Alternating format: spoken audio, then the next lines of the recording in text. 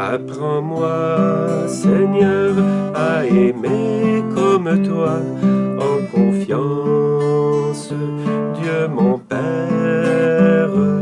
Apprends-moi, Seigneur, à aimer comme toi, tous mes frères que tu aimes.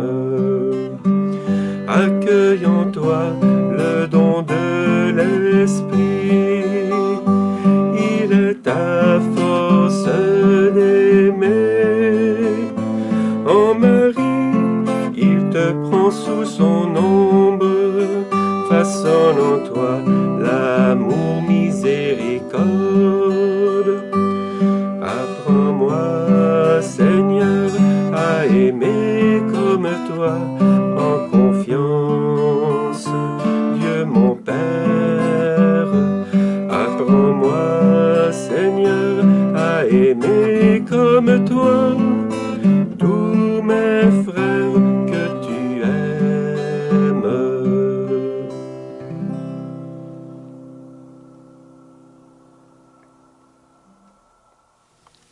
Bonjour, viens Esprit Saint, Dieu d'amour, viens dans nos cœurs, viens dans notre vie.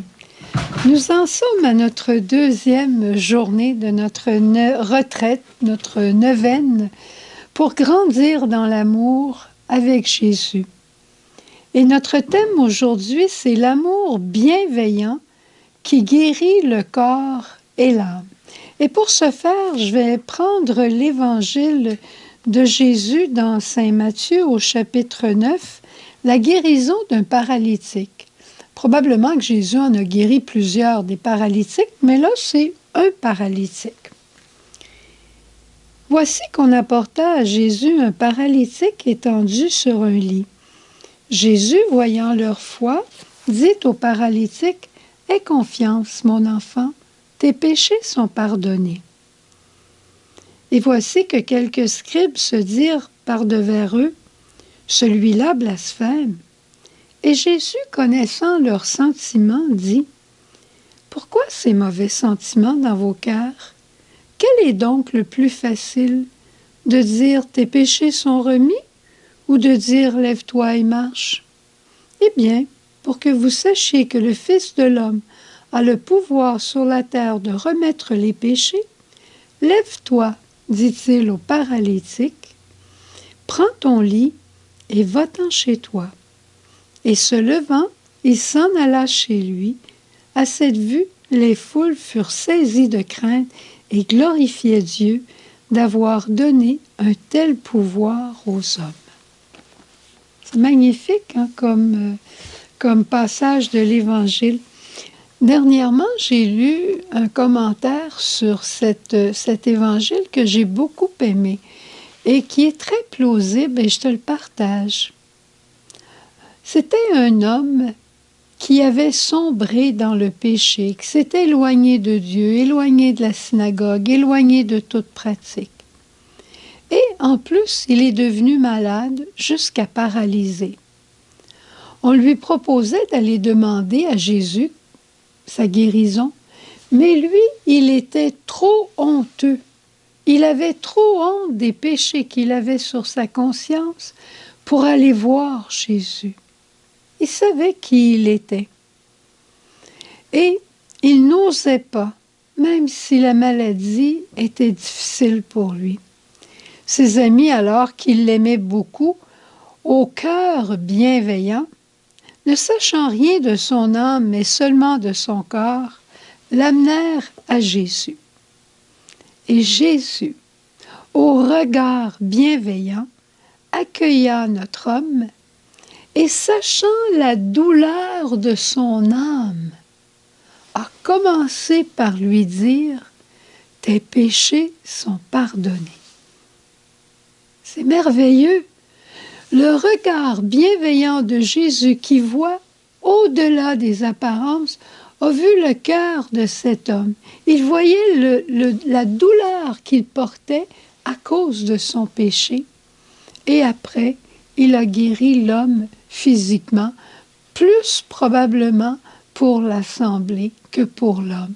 L'homme avait retrouvé vie. Il avait retrouvé vie par la libération de son péché. C'est beau, hein? Ce qu'un regard bienveillant, un regard qui scrute le cœur peut faire. Je te raconte une histoire parce que bienveillant, ça le dit, c'est celui qui veille au bien de l'autre. Les amis de ce paralytique veillaient à son bien.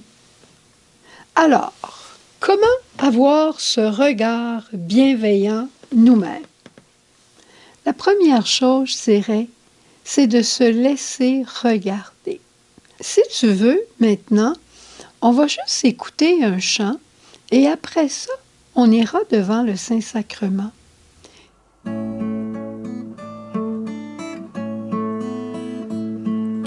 Je vis sous ton regard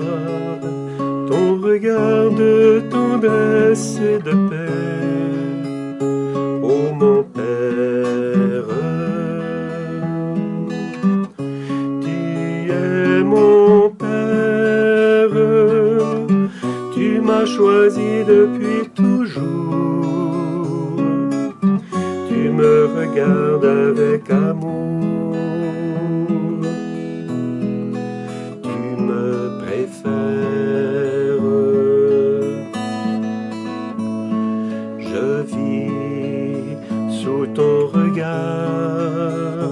Ton regard de tendresse et de paix, ô mon Père, tu es mon Père.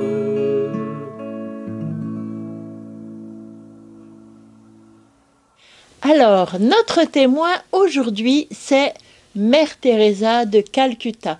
Mère Teresa, tout le monde la connaît. Alors, je ne te parlerai pas de sa date de naissance et de sa mort, mais je te parlerai de qui est Mère Teresa pour moi, ce que j'ai compris de Mère Teresa. Lorsque j'avais 16 ans, on m'avait demandé de faire un travail sur quelqu'un que j'admirais beaucoup et j'avais choisi Mère Teresa. Et mon professeur de philosophie m'a mis très généreusement un 2 sur 20 parce qu'il trouvait ça absolument lamentable comme exemple et pour lui c'était une personne qui était plutôt à critiquer qu'à admirer et le travail qu'elle faisait c'était un travail très néfaste, mauvais. Puis là je suis restée tellement surprise, je n'ai rien dit mais j'ai commencé à réfléchir pourquoi est-ce que cet homme trouvait ça de Mère Teresa. Et j'étais convaincue intérieurement que Mère Teresa était quelqu'un de très spécial, d'absolument extraordinaire, un cadeau pour notre humanité. Et je te partage ce que j'ai compris. Mon professeur de philosophie, qui était sans doute très gentil, lui, il était très philanthrope. Il voulait faire du bien aux gens en général, puis que les gens soient en bonne santé, puis à la limite qu'ils aient une bonne santé psychologique. Mère Teresa, au contraire. Mère Teresa, elle voulait aimer chaque personne. Parce que chaque personne était très précieuse aux yeux de Dieu. Et particulièrement très précieuse au cœur de Jésus. Jésus, sa bienveillance, ne la donne pas en général en vrac. Il la donne à une personne, puis à une autre personne, à chacun en particulier. Chaque personne est importante pour lui et Jésus veut sauver toute la personne. Alors, Mère Teresa a compris cela parce qu'elle aime Jésus. Elle a compris le cœur de Jésus et elle a aimé comme Jésus a aimé chaque personne. Et lorsqu'elle a fondé ses mouroirs, elle voulait prendre chaque personne pour que chaque personne se sache et se sente aimée dans tout son être, dans son corps, dans son intelligence, dans son affectivité et dans son âme. Ce que Mère Teresa a compris et que n'avait pas compris mon professeur de philosophie, c'est que la personne ne dure pas de 0 à 20 ans ou à 40 ans ou à 90 ans ou même à 150 ans. La personne, elle a un début, mais elle n'a pas de fin. Jésus nous aime et nous veut en bonne santé, il nous veut guéris pour toute l'éternité. Et c'est ce que Mère Teresa a fait. Et je la trouve extraordinaire et je veux aller à sa suite, aimer Jésus et mes frères.